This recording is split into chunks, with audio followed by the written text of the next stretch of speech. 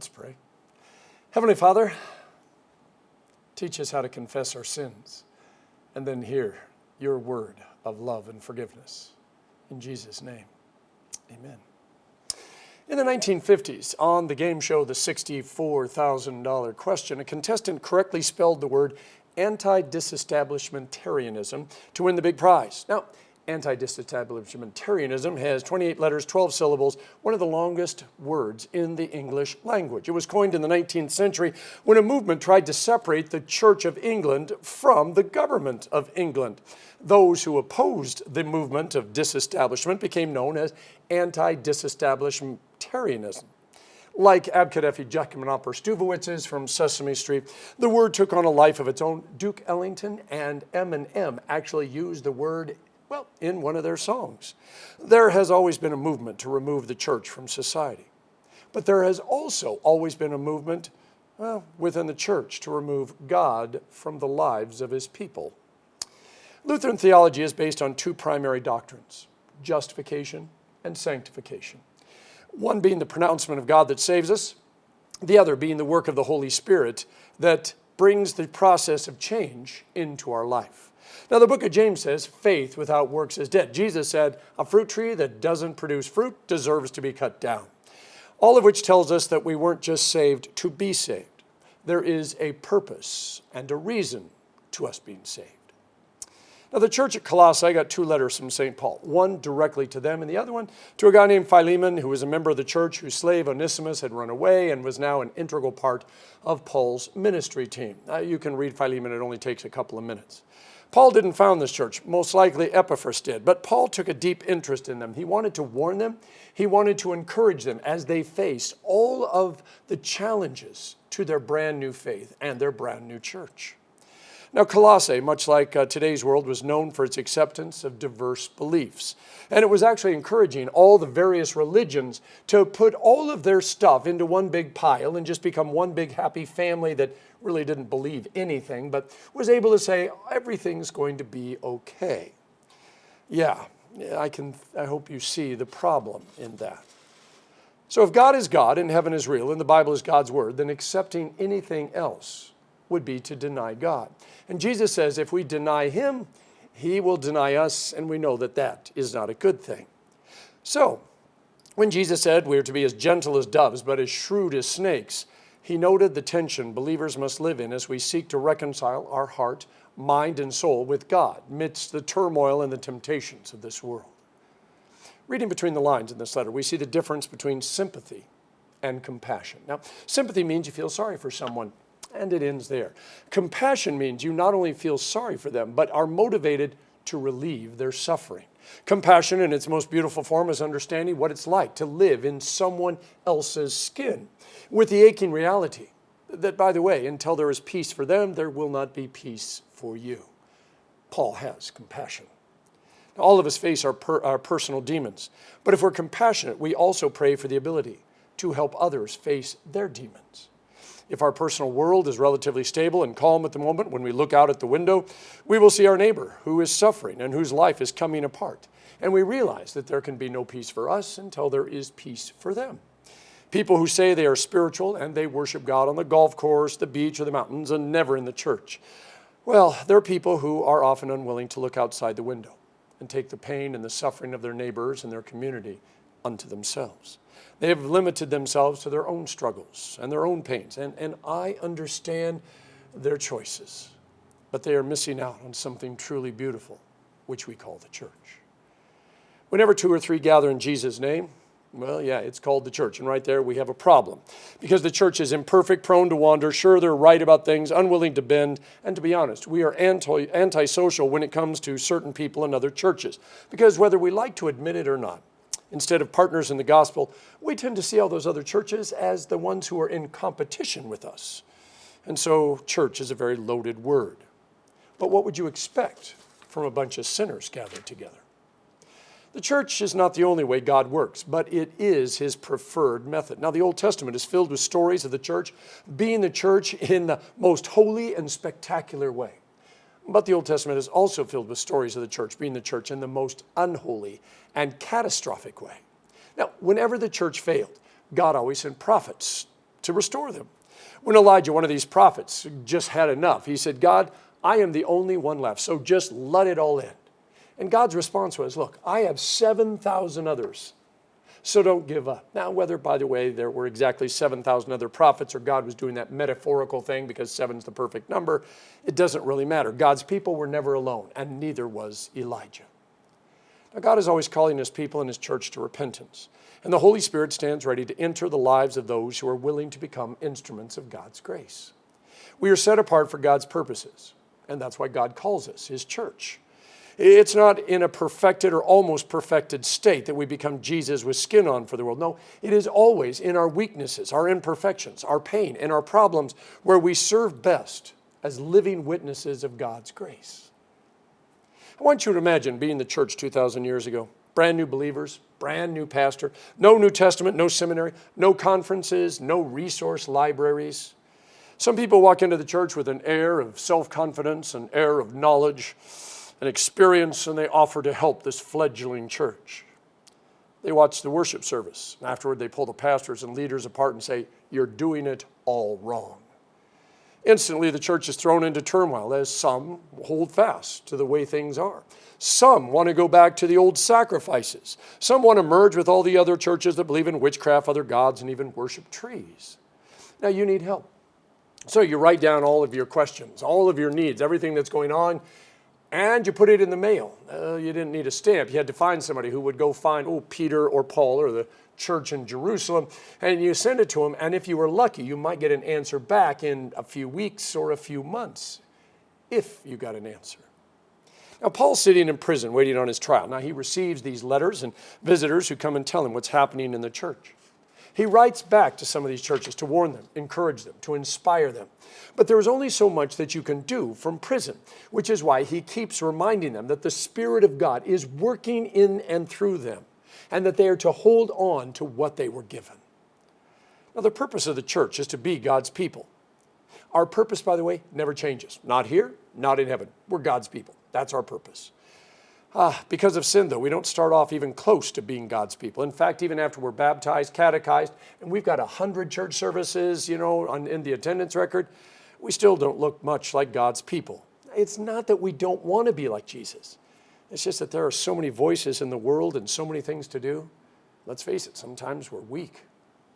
So St. Paul gives a blunt list of all the things believers should avoid, going so far as to say, put to death these things in your life. If only that were easy. I mean, wouldn't it be great if all those things that get advertised late at night actually work the way they were supposed to? Wouldn't it be great if the pastor got up and was able to say, thou shalt not, and you never felt like shouting again? Here is where we have to do some theology. The purpose of us getting saved is not for us to become perfect. I know we say, I want to become like Jesus, but that doesn't mean what we think it means most of the time. See, in perfect theology, when we get saved, we're saved. End of story. Nothing more for us to add, nothing more for us to do. We can't even prove that we were worthy of being saved because it's a gift of God, plain and simple. Saved means saved. Our name's written in God's book. The angels sing. Some cherubim goes and finds our room and puts a future home of with our name on it on the door, wherever we're going to live in heaven forever. We don't cooperate with God when it comes to being saved because salvation is a Jesus-only moment. So what are we supposed to do once we get saved? So when I was 8 or 9 years old, my grandparents gave my sister and I a complete set of Encyclopedia Britannica, including the yearly updates. Now, for those born in the last 30 years, once upon a time, you actually couldn't get information by just saying, hey Google, hey Siri, or looking at Wikipedia. You actually had to go to the library, and you had to pull books off the shelves, and you actually had to read the books to find what it was because, well, it could be anywhere in there. My grandparents thought they were helping my sister and I. We opened the box and we just sat there. My mom kept saying, isn't this great? Isn't this great? Trying to sound exciting, but my sister and I just sat there staring at these books, and finally we murmured, thank you. Now the next year, my grandparents got us Schwinn 3-speed bicycles. Oh, they were bright, cherry red, and they had the reflectors and the spokes. And by the way, we just kept shouting, thank you, as we wheeled them out of the garage. Now, it was 30 degrees. There was snow and ice. We didn't care. And when we came back from our quick road trip, we couldn't say thank you enough. I think you know where I'm going with this. When we start worship, we confess our sins. Now, the only other place I know of that starts with a confession is Alcoholics Anonymous. We say it out loud. I've sinned against you, O Lord, in thought, word, and deed. Some of my sin I know, and quite a bit remains hidden from me. Some churches have stopped doing this because it made people uncomfortable. And it is uncomfortable. But in this first letter, St. John said, if we confess our sins, God, who is faithful and just, will forgive our sins, cleanse us from all unrighteousness. And if we say we don't have any sin, in other words, by not confessing, we make God out to be a liar, and his word is not in us. Whew. Sounds pretty clear that confession is something that we need. Now, we are confessing our sins to God, but we are also confessing them in the presence of other believers for accountability and support. I realize we can't trust everybody to keep our not-so-secret secrets, which is why we don't ask for a detailed list of your sins. Now, St. Paul can get away with listing the sins because he wasn't saying, okay, when this is read aloud, raise your hand if you identify with that sin. We speak our confession, not to make us feel bad, but to be honest, we need it with ourselves. We need it with God.